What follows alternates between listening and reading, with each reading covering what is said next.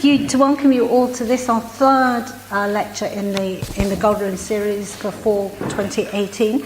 And it's my very great pleasure to introduce Dr. Sara Reid from Loughborough University. So Sara and I have known one another quite a while. I'm still chasing her and trying to catch up with publications and stuff, but I'm going to get to that. Sara works a lot on 17th century culture, women, their bodies, and their health, and to that end has published widely. Her first book was on menstruation and the female body, which she then followed up with a book called Flesh and Spirit, which looked at the female bodies and spirituality, mainly in the 17th century? Yes. All in the 17th century. And that's an anthology as well, so it's got some original. It's got some lovely things in it. Outside, as you walked in, you might have seen that there's a table display with two books, Maids, Wives and Widows, which came out in 2015, and another one, Medicines and Maladies, or Maladies and Medicine even, which was written. And if you should so wish, those two together, you can buy each one of those at a substantial discount for £10 each this evening as a special Harvexton prize. And then what you could do is you could also pre-order Sara's next book, which is Exploring the Lives of Women from 1558 to 1837.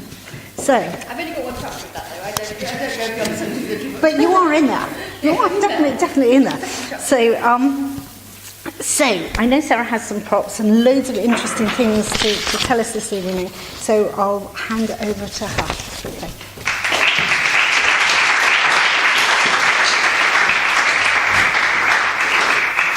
Thank you, that was a wonderful reception.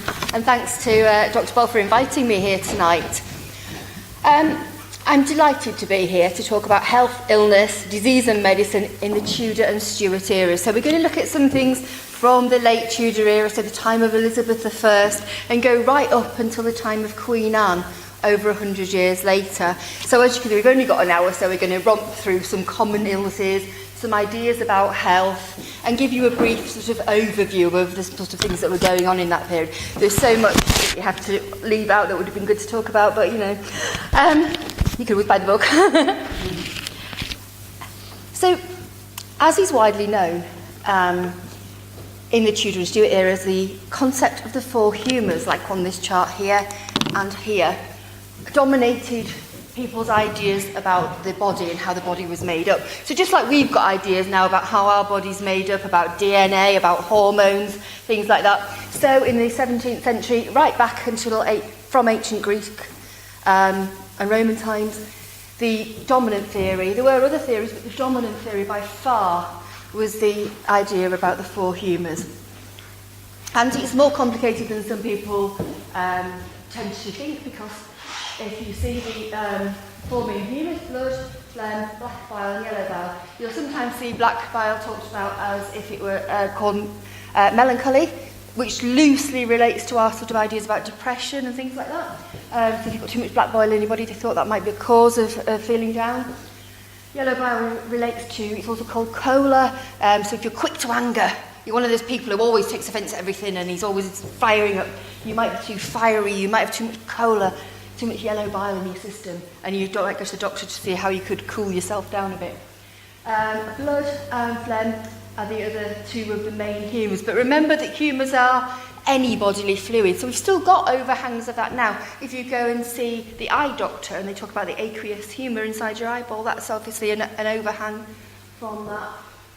But more than this, you see that each of the humours, the main humours, has got links to the season and to elements in the air. So the ones on this side are more wet and cold. The ones on this side are to do with youthfulness, summer, heat. And if we look at a contemporary early modern picture, you can see there's a gendered element as well. So if you look here, it's the opposite way around to the modern chart. The man is the sanguine, which is blood and choleric, so hot, full-blooded, ideal is the male, and the female is cold and wet. And therefore, very hangs the tail. So women's diseases were often thought to be cold. Women were cold and leaky. She's got her breast out just to prove the point. You'll also notice that they, around the edge, is your star sign, because that comes into play as well. So you can see that the humoral makeup is more complicated than some people think, because if you went to a physician in this era, they wouldn't just assess your humour. They'd do a chart of all your characteristics, and they'd build up a picture of you. So they'd want perhaps to know the date, time and hour of your birth. You would only know that if you were from a certain social rank, probably. But they'd want all sorts of things. What sort of characteristics have you got? And build up a picture of you. And that's why your prescription would be bespoke.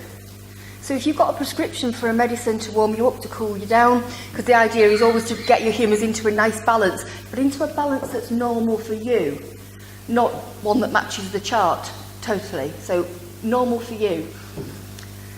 So you would have a prescription written up with the ingredients the doctor felt would best get you back to a state of equilibrium, and then you'd go and have that drawn up individually. So there were off-the-shelf generic medicines, but there were, if you'd taken the trouble to see a physician, you would have a personalised one. So how do you go about rebalancing your humours if they're out of sync? Treatments included phlebotomy, which we all know about, bloodletting. This was always prescribed by a doctor, but carried out by a barber surgeon. Doctors wouldn't sort of want to do that because it was a bit low status to be going around doing things like that, but they would refer you to a barber surgeon. So the same guy who cuts your hair would also do cures, bloodletting, take your teeth out if they were bothering you, and that type of thing. Now, if you were to go and be sent for bloodletting, it would be done with a bowl like this.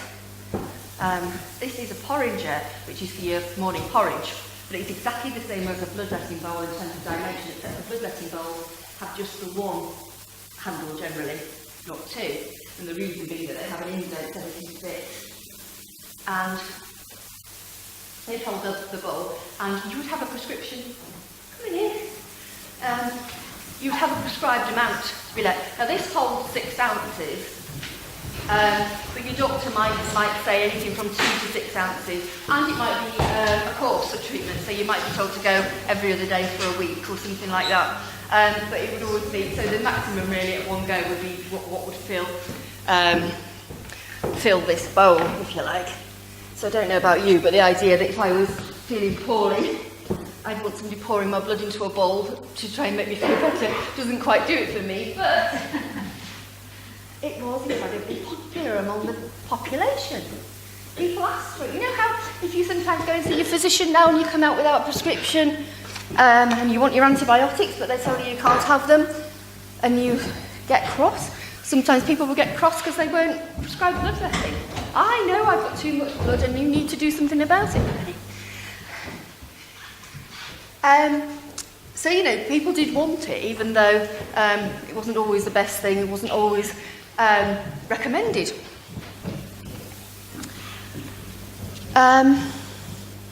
During this talk, we'll encounter lots of cures made from everyday ingredients, but also some that we're less familiar with, such as medicated hats, cures made with vulture skin, puppy oil, animal dung, and other concoctions made out of herbs and other animal products.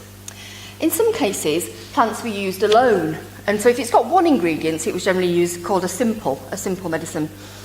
In other cases, people mixed, distilled, and otherwise formulated really quite complex mixes. And these could be purchased from an apothecary, who was like a chemist, like popping down to the high street. Here, our 16th century apothecary is examining this chap's urine to see if he can work out what's the matter with him. By the later period, that's all thought to be a bit common. And something, but again, it was something people loved to have done. There's nothing people like better than bringing you some and saying, will you please examine it? You know, no wonder you can't work out what's wrong with me. You've never even tasted my wee. And doctors indeed did. Smell and taste and appearance were key parts of the diagnostic practice. So, as I say, there were things on the shelf that they could just give you if you wandered in off the street. It wasn't until the early 18th century that apothecaries won the right to dispense of their own right, to work more like a GP. So you go in with your symptoms and come out with a cure or a prescription drug. Up until that time they weren't. They were allowed to draw prescriptions, but they weren't allowed to dispense. That doesn't mean, of course, they didn't, because, of course, physicians were few and far between.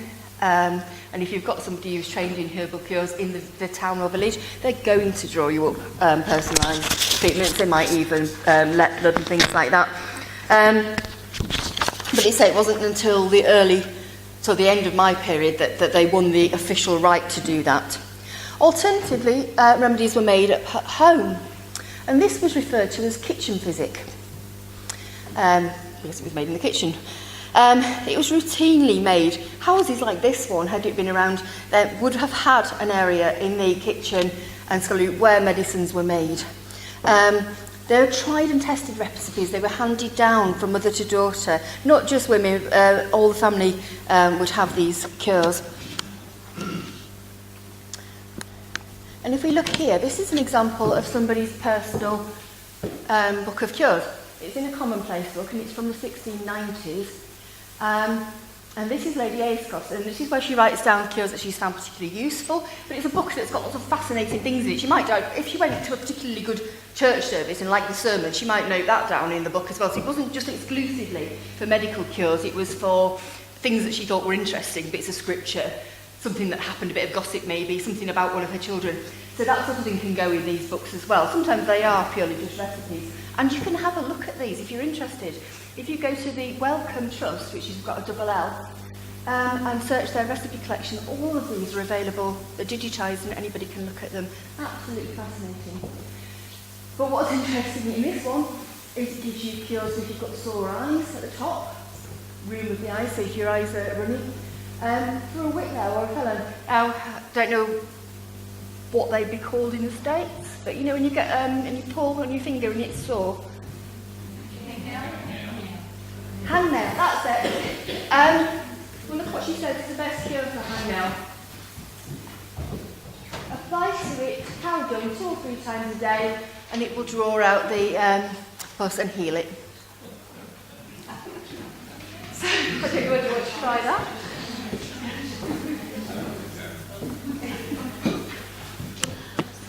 If you've got a pain in the side, you might need some frankincense and an apple, it says. And if you're having trouble going for a wee, then there's a cure for you at the bottom. Now, other things that were commonly used are things like, this is cow dung, but often goat dung, honey. If you had dropsy, which is a disease where you get you retain a lot of water and your tummy becomes very swollen, then a plaster might be applied. Plasters were very popular cures, and basically it's a set of medicated ingredients in something that would hold it together, so mastic, wax, some medium like that, or dung, and then put on the affected area and let the medicated treatment work. As I say, goat's dung was the key ingredient in the dropsy mix. Often the humble earthworm appears in cures quite a lot. We see that a lot. Now, it could well be that they were particularly useful little creatures, or it could be that we've all got access to them. You know, we can all go and dig outside and turn up some earthworms quite quickly. The apothecary and prolific 17th century author Nicholas Culpeper tells us how to make oil of earthworms. Now, he says that the oil of earthworms is good if you've got bruising, and if you've got, if your joints are sore, if you're a bit arthritic.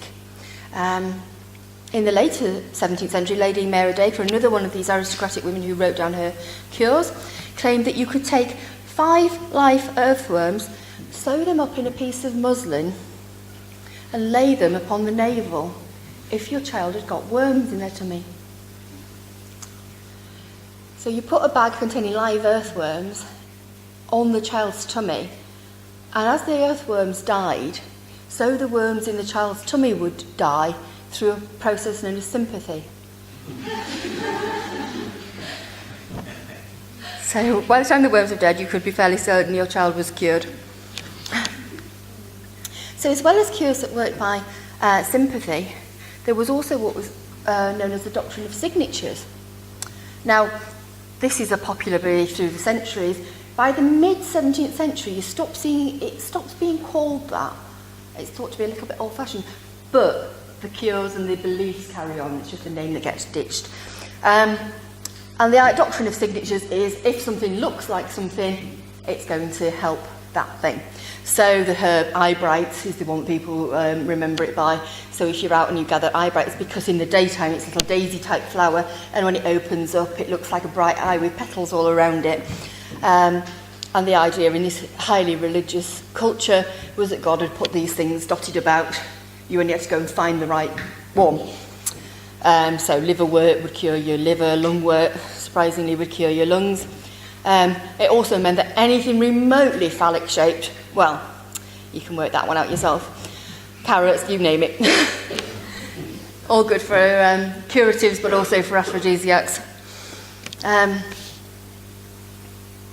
In the 17th century, only men could qualify as physicians. Women couldn't go to university, so they couldn't qualify, and they couldn't become licensed MDs. But that didn't stop them working in medicine, of course. And scholars have noted how the Royal College in London prosecuted women all the time for working as doctors. Women also worked as midwives and nurses, maintaining not just their family's health, but nursing people in the wider community. Aristocratic Tudor and Stuart women often had to go one step further and organise the care for anybody on their estate. So anybody who worked on your estate, all your employees, were generally referred to as your family. And it was the lady of the household's job to draw up cures and to try and help anybody in their wider family. As I mentioned earlier, they often had kitchens in which they had the things needed to make quite complex medicines, so to distill. But they also had herb gardens at their disposal. And they could brew, so big manors would have brew houses dedicated, but also that could brew the beer that everybody lived on, because everybody drank beer as their normal daily drink then. But they could also use that brewing process for medicines. They went further than that though. Lady Margaret Hobby, she died in 1633. She had a terrible health all her life. It's all to do with her reproductive system, and she details it in quite a lot of detail in her journal. But she also says where she helps other people, and in one instance, she helped at a delivery on her estate. So she was there as one of the attendants of a birth, and the baby who was born was a little boy, and he hadn't got a hole in his bottom. So obviously, it's one of the things that they check for when a baby's delivered, isn't it? That one of the key checks that the midwife performs. And this little chap didn't have an opening, obviously wasn't going to live. So she gets stuck in and performs surgery on the spot. Now, it wasn't successful, but I think, doesn't it speak volumes that she thought, I'm going to have a go, that of all the people around, I'll be the one who's most likely to have a successful outcome. And she wasn't squeamish, and she went for it.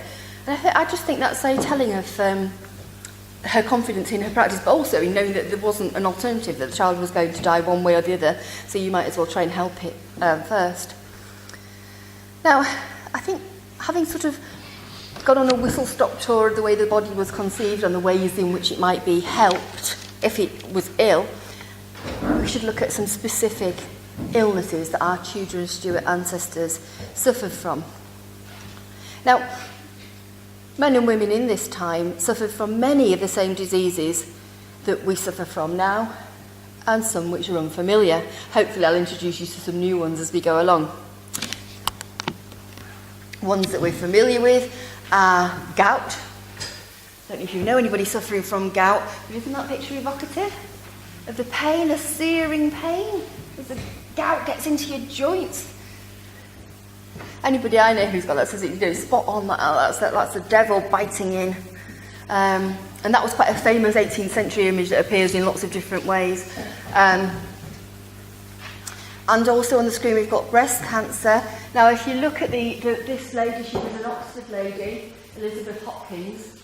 In 1689 she was perfectly cured of her cancer. by having a mastectomy. Obviously, we're in pre-anaesthesia times, and it's done by a hot iron. But she's perfectly cured, apparently. If you look at the image, you can see that the cancer is visible, and that's one of the main differences between cancer now and then. By the time you knew for certain you'd got cancer, it was breaking through. It had made its presence felt. So whereas now we might go for a mammogram and see something as tiny as a grain of rice, it wasn't until it was actually growing through the skin, and it stunk. It was really visible. And cancer and the crab star sign, and you can see why cancer became termed that afterward, because it's the way it's got its tentacles spreading out. Also things that, I mentioned dropsy, didn't I, when you get a really swollen tummy a little while ago. This chap's suffering from that. This person here, this poor woman is having a tooth extracted by the local blacksmith. And the final unfortunate soul on the end has got the plague, or has died of the plague. And this guy's somebody called George Thompson, who's performing the autopsy. And you can see there, he's got a bowl of herbs that he's burning in the manner of incense to clear, because they thought that plague was spread through bad air, or miasma, which literally means bad air. And if you burn things like that, you could offset that, you could cleanse the air. So they're thinking that they're going to protect themselves from the plague by burning that chafing dish full of herbs. If you look, they're not wearing any gloves, they're not wearing any different clothes, they haven't even got an apron on. But hey, they've got their herbs, so they're going to be fine.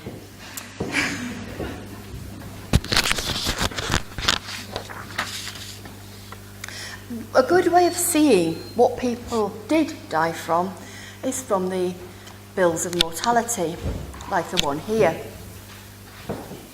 These were published in times of crisis, and the earliest one is from 1538.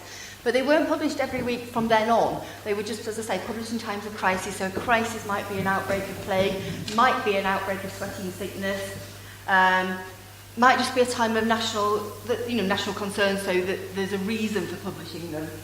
And if you look at this one, I use this one because it's in the Plague Week. It's from the Great Plague in 1665. And here you can see how the plague figures skew the overall figure. So there we did all that week for 5,319 people, 3,880 of whom were plague victims. Increase in burials this week, 1,289, that's up from the last week by 1,200, nearly 1,300 people. Parishes infected with plague, 96 parishes. It was the parish clerk's job to report plague outbreaks in their parish. Sometimes they didn't, because they didn't want to be widely known that plague was in your parish, so they weren't always entirely honest about how many people got the plague and what around that.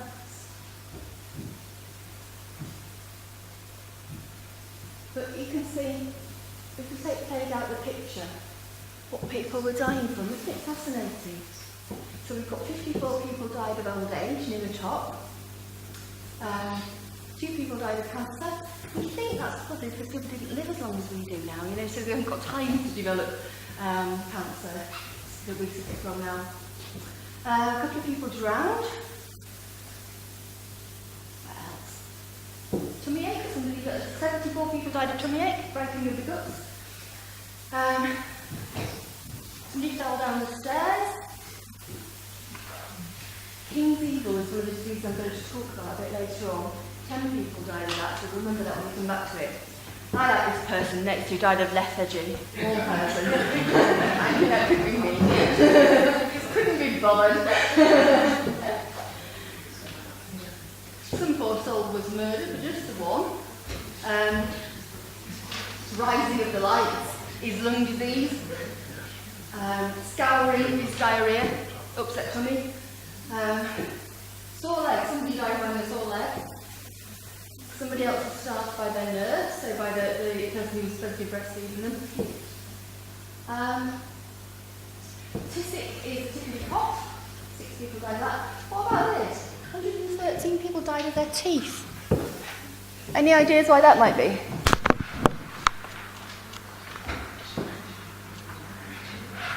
Well, it's often presumed that by medical historians that that's teething toddlers. You know, when they're teething and their temperatures spike and they get convulsions or they get quite poorly.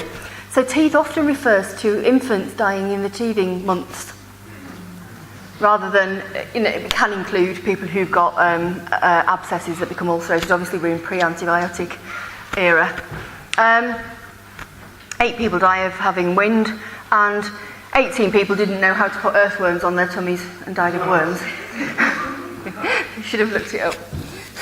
Or perhaps it didn't work, who knows. Yeah.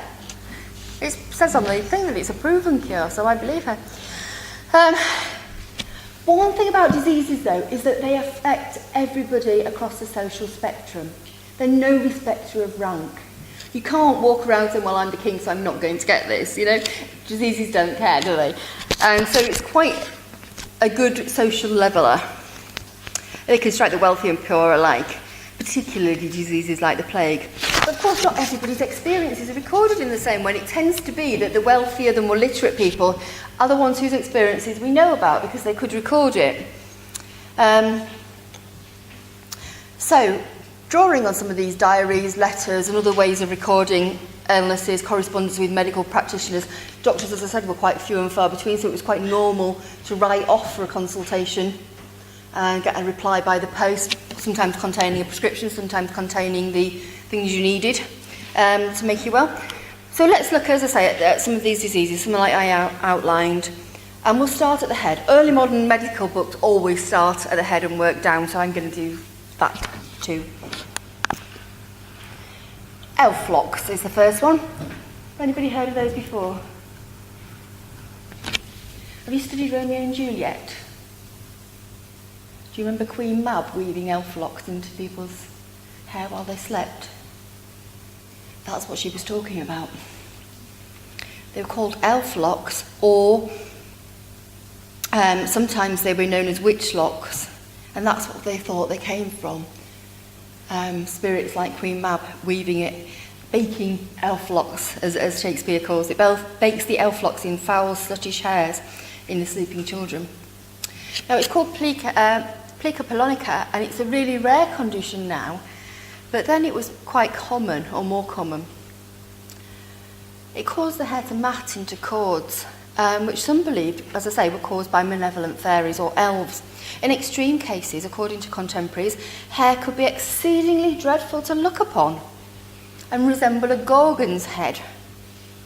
On the 6th of March 1695, physician Bernard Connor presented a specimen of one of these locks to the Royal Society to put on display. The hair, once matted, harboured lice, and other symptoms followed, like convulsions, blackness of the nails, deformities of the spine. And despite such clear symptoms, the cause was a mystery. And some medical writers relied on a simple explanation that the body was just simply producing too much humoral matter, more than the hair needed for nourishment. Curing the disease wasn't simple. William Salmon said, you should not just cut these off, which might be your first reaction, might it, to untangle them. He feared that doing so would release these excessive humours, which were then poisonous because anything in excess could harm you. And it might be that the humours might go back into the body, might they, rather than coming out and being stored nicely in the hair out of the way. And he thought that this could cause torturous pain if you did that, and even blindness. He also said that people who suffered from the condition would not allow anyone to comb or cut their hair because they believed it was protecting them from more serious ailments, including madness, palsy, or apoplexy, things that we now think of as a stroke. So patients, as I say, did have agency. They did participate in what they wanted and what they didn't want. Now, headaches and migraines were a common experience at this time. On the 26th of January 1653, Viscountess Anne Conway wrote to her good friend Henry Moore discussing a book he'd written recently. But in the letter she mentions that she's been extremely troubled with a violent fit of the headache these past 3 or 4 days. She suffered from headaches terribly all her adult life. And she thought that these had been caused by a fever she contracted when she was 12. Because she was a Viscountess and she had access to all the resources she needed, she consulted widely. So she went to the King's doctor, Theodore Domain. She went to William Harvey, the guy who first proposed the circulation of the blood, Robert Boyle and Thomas Willis. Thomas Willis is the founder of neuroscience, sciences of the brain. So she saw the great and good in the medical and scientific world.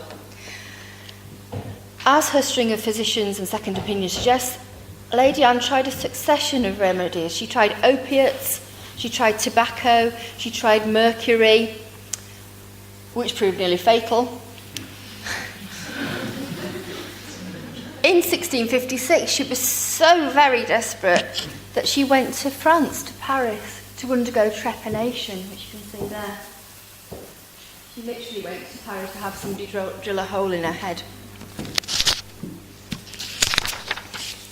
This brought no relief. We gave her a bigger headache, I suppose. And just 2 years later, symptoms were so severe that both her relatives and her physicians thought she wasn't going to survive.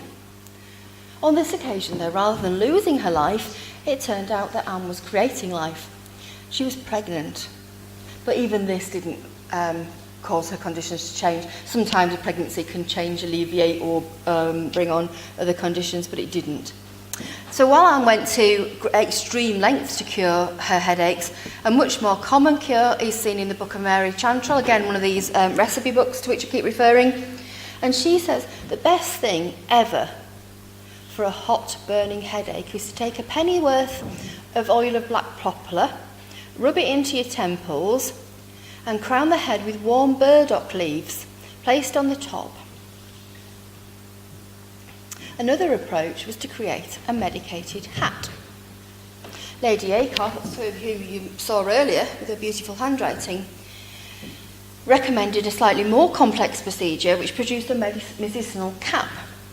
For the megrim, she says, which is what the migraines are called, or giddiness of the head, take sweet Betty marjoram, rosemary, of each 1 handful, and dry them to a powder, put it in some white frankincense mastic to bind them together, some cloves of nutmeg, some cinnamon, and cast the powder upon scarlet phlox carded. So this is felt, scarlet phlox carded. Felt. That's how you make felt, isn't it? You card wool. And make a hat. Put it inside and wear it. And that'll cure your headache. For those who didn't want to wear a hat all day, several medics also offered healing rings made out of iron, of silver, or in one case, hippopotamus tooth. Though I imagine they weren't very easy to get hold of. So my daughter pipes up, "You're making that up." Most fevers and diseases affected the whole body. And might be particularly noticeable in the face. So smallpox was one of these diseases which was absolutely no respecter of rank, and pauper and royalty suffered equally and alike from this condition.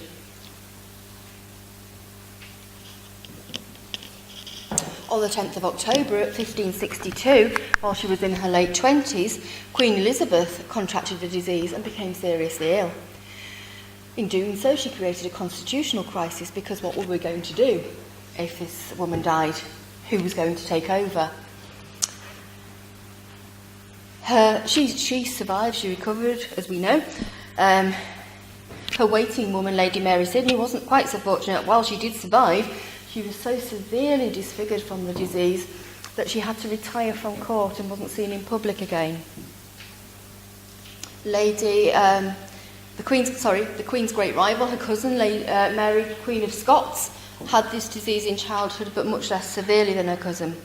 In the early 1700s, notorious Lady Catherine Howard, Countess of Suffolk, had to also retire from public life after losing her looks following a bout of smallpox. She relied on her looks to get by in court to advance hers and her family's fortunes. She'd long been rumoured to be the lover of Sir Robert Cecil, who was the Queen's spy master, and she was also in the pay of the Spanish. In 1619, she was tried by the Star Chamber on counts of bribe-taking and spent 10 days in the Tower of London. But later the same year was when she got smallpox. So, she was having a bad year that year. And she retired from public life. She got by on her looks. That's how she'd made her fortune. Without those, she couldn't countenance staying in the public eye. Later in the 17th century, Queen Anne, the other figure on there, she had the disease in 1677 when she was just 12. Her infant stepbrother Charles wasn't so fortunate, and he died of the disease in December that year. Smallpox was a rampant killer. It caused anxiety and grief wherever it struck. Horticulturalist and diarist John Evelyn rushed to his 19-year-old daughter Mary's bedside on the 7th of March 1685. You see how closely documented all these things are. We know the actual day. And he received word that she'd got smallpox. So he goes flying home. Which again gives the lie, doesn't it, to these ideas that early modern people didn't care about their kids very much, which is a complete nonsense. By the next day, her physician, Dr. Short, warned Evelyn that his daughter needed greater help than was available. Mary received the sacrament and, as Evelyn wrote, bore the remainder of her sickness with extraordinary patience and piety, and with more than ordinary resignation. She passed away on the 14th of March to his unspeakable sorrow and affliction. Just such a human account from a parent there of a child dying of a terrible disease. Much of the attention directed at curing the condition focused on easing the lasting effects of smallpox scarring on the body. A curious aspect of the treatment of smallpox was that patients were often wrapped in red cloth. We're back to our red felt again. When Elizabeth I contracted smallpox, the physicians placed a red cloth over the windows. This was supposed to act as a barrier to the harsh light to help prevent scarring. She was also enveloped in a red cloth. In addition, the red hangings were placed round her bed.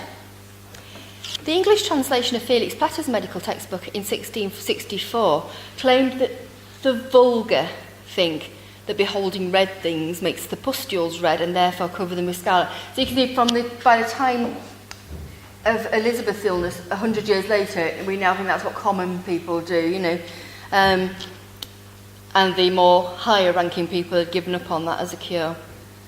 But given the appearance of pustules signified that the breaking of the fever and it was coming to the end and the bad humours were then coming out of the body, you can see why you'd want to hasten that process to break it. Another disease that royalty feared was sweating sickness. It appeared out of nowhere. And this is a depiction of a town struck by the disease. So you've got the skeleton Grim Reaper type figure killing people left, right and centre. Dr. Chaos said that, who wrote about the first recorded outbreak, it's a disease that's got a beginning and an end date. So it's first recorded in 1485, and he says that people died while opening their windows or playing with their children in the street. It was that quick. The disease was characterised by extreme sweating, shivering, headaches, cramping and coughing. Epidemics broke out every few years. Now, I don't know if anybody's seen Wolf Hall, Hilary Mantel's book that was adapted for the BBC.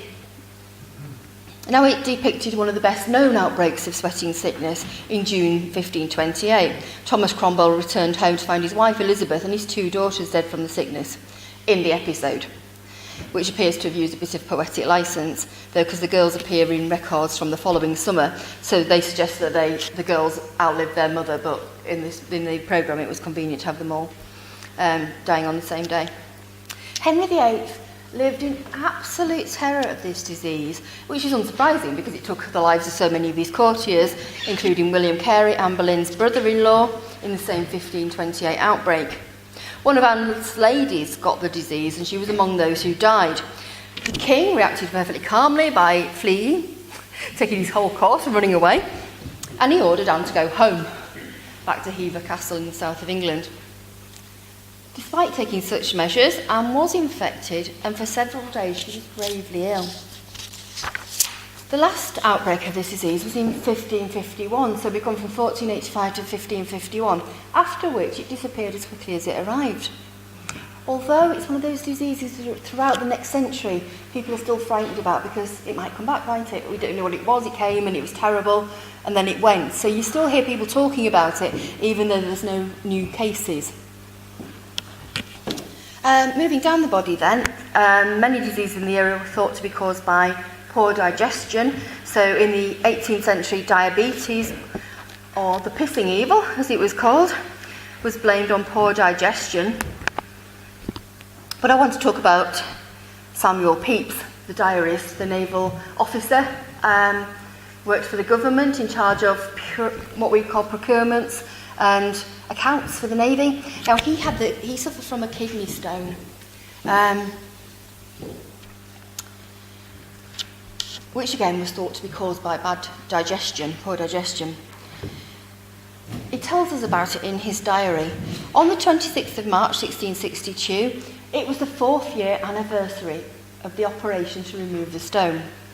So he had a party. He used to have a party every year on the stone anniversary. And why not? He'd survived an operation without anaesthesia on his aunt's kitchen table. That's the operation. 2 people holding your legs up, or somebody else makes an incision in your perineum, just above your bottom, and takes out the stone the size of a tennis ball. Now, for more than 40 years, he was cured. Then he wrote to his nephew, called Jackson, and said, the wound's reopened. Now, it's a wonder it hadn't before, but he got an extra 40 years of life. At his death, the post-mortem found 7 stones in his left kidney weighing 4.5 ounces, so the condition of return as well as the wound reopening. Despite being thought to be caused by bad digestion, gout and the pain it caused was associated more with the lower body, so back to that image again. Knees and feet in particular. The pain associated with gout became infamous and the subject of numerous cartoons. It could affect anyone, but it was widely thought to be a disease of the rich and wealthy. Medical authors concluded that the disease commonly keeps good company as bishops, cardinals, dukes, earls, lords, knights, judges and gentlemen and merchants, because these men were more likely to indulge in luxury. So although it could affect anyone, people who worked, laboured and had a more spare diet were unlikely to suffer from it. Although Tudor and Stuart medics acknowledge a whole plethora of conditions that affected men's lower bodies, like we've just seen, which also included hernia, venereal diseases, urinary conditions, much attention at this time was paid to women's reproductive organs and functions. One disease that's no longer discussed today was prevalent in the Tudor court, and it was called green sickness. Again, if you remember, Juliet is accused of being a green sick carrion by her dad when he's crossed with her in Romeo and Juliet. But it was so common, it was either an epidemic or it was fashionable in the time, such that women of rank were putting on pale makeup to look like they'd got green sickness. And there you can see the fashionable lady suffering from green sickness, being generally fussed around. In 1936, so last century, an essay appeared called Chlorosis, which was the Greek name for green sickness, an obituary. So again, we've got a disease with a start and end date. It's first recorded not in the Hippocratic texts, as people think, but in the 16th century, and by the 300 years later, people have said it's finished. But it's a disease that's got lots of symptoms, one of which was that the face and all the body is pale and white, sometimes of a lead colour, sometimes blue, sometimes green. It was thought to be caused by too much phlegm. If choler or melancholy be mixed with that phlegm, the colour will be yellowish, greenish or blue.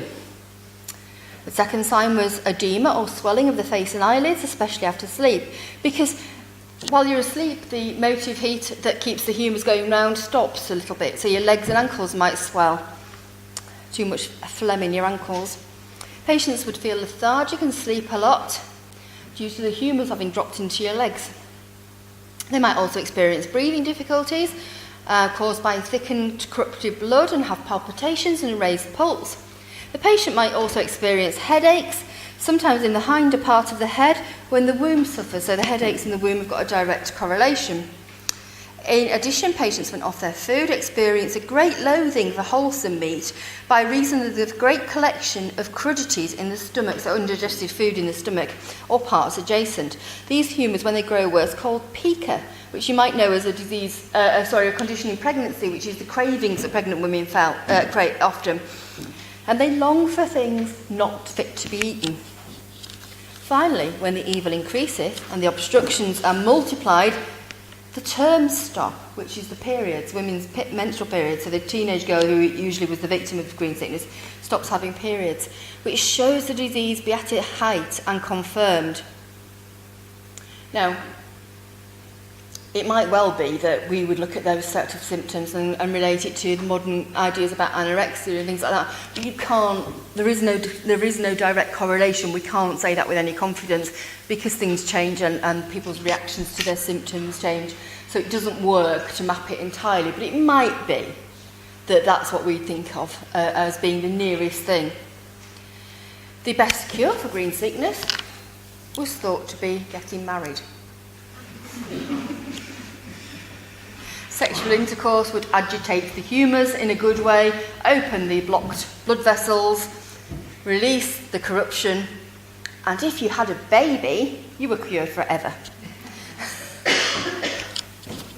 I just want to look at one more disease. I said we'd look at King's Evil. So the royals weren't just associated with contracting diseases, they were also thought to cure them. The illness scrofula, which is TB, maintained close links with the royals. And it's the kind of TB that not affects your lungs, but it's when you get these swellings in your lymph glands in your neck and things like that. And it was known as the King's Evil. As can be seen on this image, it was believed that the monarch from the time of Edward the Confessor had special powers from God to heal the sick. This was in imitation of Christ. So whereas the king's the chosen one, the anointed one on earth, he also had these powers. Most medical authors agree that the disease was caused by melancholic or phlegmatic humours forming hard swellings or tumours in the neck and adjoining parts. Beyond that, most medical men and moralists agreed that the disease was caused by the collective sins of the nation. Medieval monarchs and the early Tudor monarchs practised the royal touch for scrofula. But of course, in the middle of the Tudor period, we have the Reformation and the transition to Protestantism, which causes a problem because we stop believing in miraculous cures and want another explanation. But at the same time, we want the king or the monarch to touch for the disease and miraculously cure us. It's a problem. Elizabeth I then always had a really uneasy relationship with this practice, and James VI and first, on his ascension, declared that God alone could perform miracles, and he wasn't going to do it, therefore. But he changed his mind, and he reformed the ritual to meet his own religious ideas. He emphasised that instead of it being him who could cure, he was a conduit, and God could work through him. So he squared the circle, if you like. Under the Stuart monarchs, royal touching for scrofula became so popular that thousands and thousands of people queued up to be healed. Both James and Charles had to put in measures to restrict the number of people who could come. After the civil wars and the Restoration, both Charles II and James II continued to heal. In the period between 1685 in January and June of that year, 4,893 people were touched for King's Evil by the monarch. But it wasn't just royalty who thought that they could cure it. There's this chap in the middle, Valentine Greatrakes. He's an Irish healer. He pops up. He thinks he's been blessed by God and he's got healing powers. He confided this in his wife, who told him to shut up and stop being silly. He's got a strange imagination. Yet it seems he couldn't help himself and his gifts, and he went round healing people by touch alone. This got him into lots of trouble, as you might imagine. It came to the attention of the monarchy. So he was summoned to Dublin to face interrogation from the clergy. He was admonished to stop stroking for scrofula, but continued.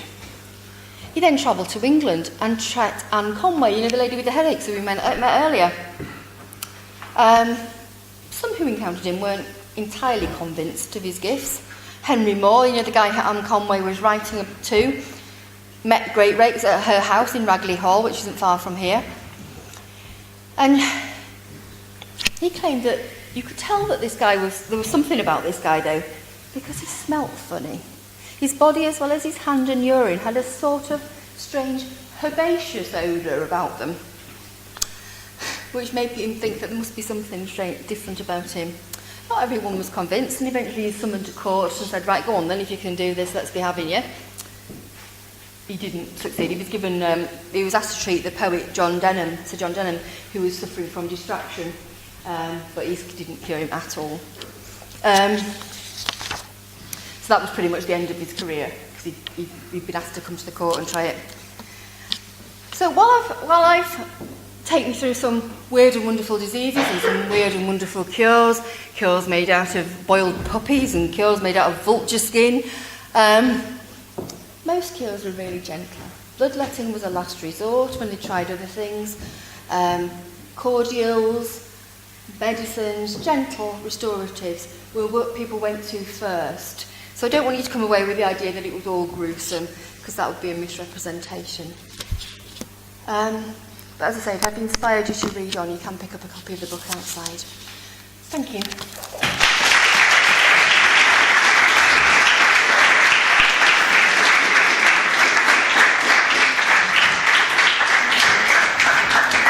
I think we have some time for questions. So I'm sure there must be some questions out there about some of these strange and wonderful cures we've had. What do our nursing students think of some of theirs? They're not sure. I'm always intrigued by the idea. Oh, hang on, there is a question here first of all. So you mentioned how oil touch was used during the Stuart dynasty. How was that affected by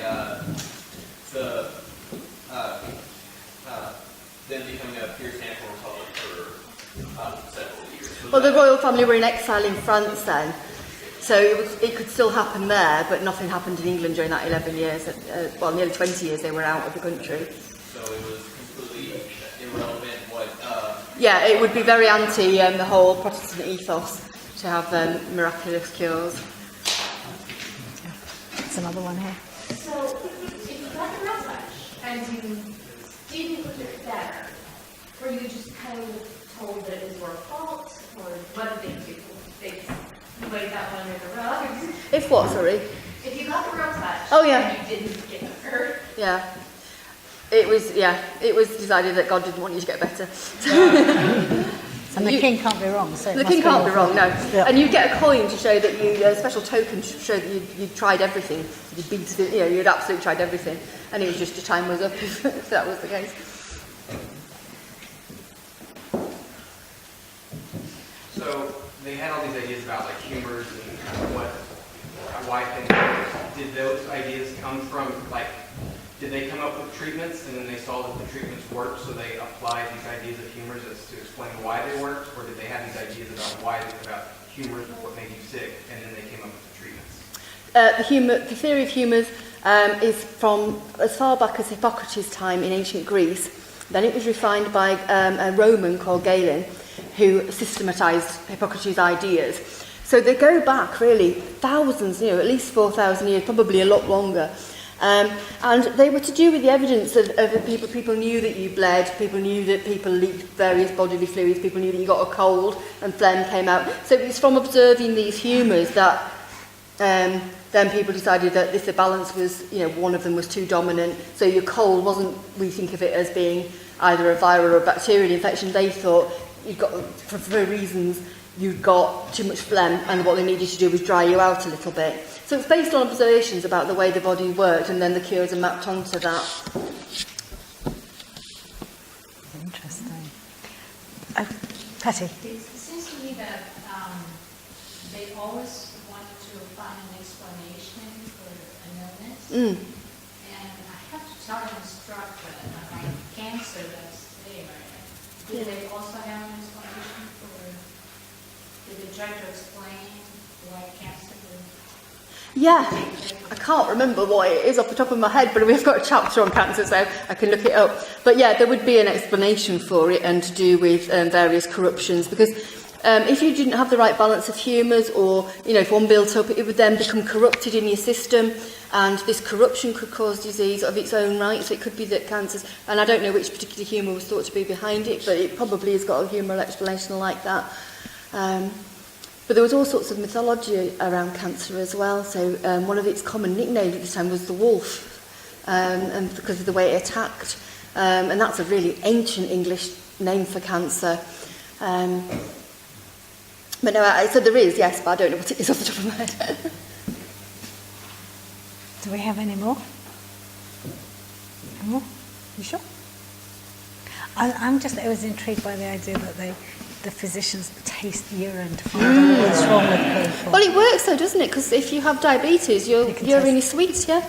And that's how they first diagnosed diabetes. So that's why in some places it's still known as sugar diabetes, isn't it, in amongst the older generation? And it smells very sweet and it tastes very sweet. So, that's how they got this. But they used to use urine in all sorts of weird and wonderful ways. If you were married and you weren't possibly having children, the midwife could take a sample of each of your urine, put some grains of wheat in both ones, leave them for a week to see which one germinated first. Sorry, take out the urine and plant them. Leave them for a week, see which one germinated first. If neither germinated, you were both infertile. If both germinated, there was nothing the matter with you and you just had to pray a bit harder. If one or the other germinated, then you knew who was okay and who was infertile. So, the idea about urine and cures, it's got a close relationship. Because really, part of the humoral belief is this idea of balance. So alongside the idea of the four humours was the idea of the 6 non-natural elements to health. And these were written down by Galen first. And they include things like evacuation, so taking account, and your diet, so taking account of what goes in and also noting what came out. Early moderns were obsessed with what happened in the toilet, and they talked about it all the time to each other. Because it was one of the non-natural elements of health, it was vital. But also sexual emissions come into that, so that was part of your body's healthy function, but also air and environment and things like that are the other elements. So there could be environmental factors for diseases. So as I said about plague being passed by miasma, rising from the ground in the form of bad air, so you'd want to move to somewhere that had got better air.